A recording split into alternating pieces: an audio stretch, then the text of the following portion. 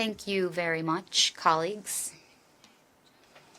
After having listened to you and speaking from my experience as an Argentine woman, I still wonder, how exactly do the IMF and the World Bank contribute to sustainable development? And when I ask this, I'm thinking about your governance structures that are trapped in perverse geopolitical dynamics and that historically have favored rich countries. And because the IMF actually, in its legal department, has affirmed that their commitment to macroeconomic stability is an exemption to operate with the international human rights legal framework. Beyond today's speeches, in the practice, your statements are not, and your interventions are not explicitly designed to ensure human rights, but rather to ensure that debt is paid back with interest and to see economic growth, which in and of itself does not create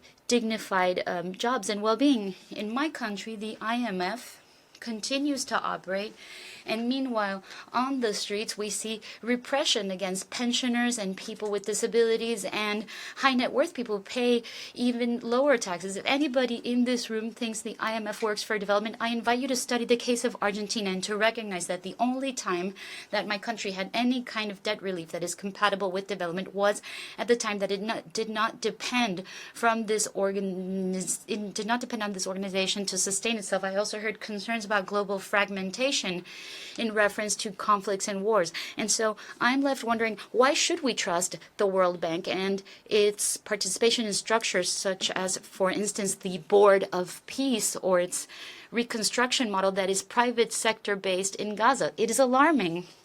Reconstruction cannot be a business. It should be a multilateral process in the framework of the United Nations based on the needs and priorities of the Palestinian people, and it should take into account appropriate reparations.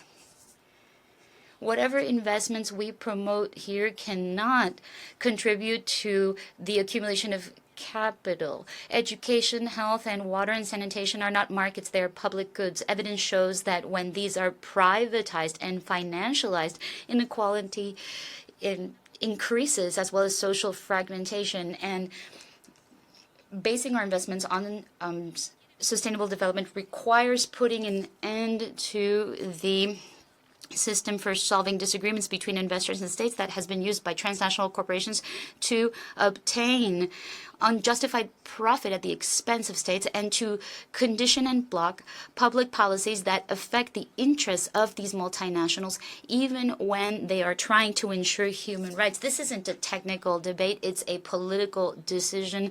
Do not have the wolves taking care of the sheep. And I would also like to stand in solidarity with Francesca Albanese, Special Rapporteur for the Occupied Palestinian Territories, and all of the judges of the International Criminal Court, and I demand that these people stop being persecuted and work to make sure that criminals and their accomplices face justice.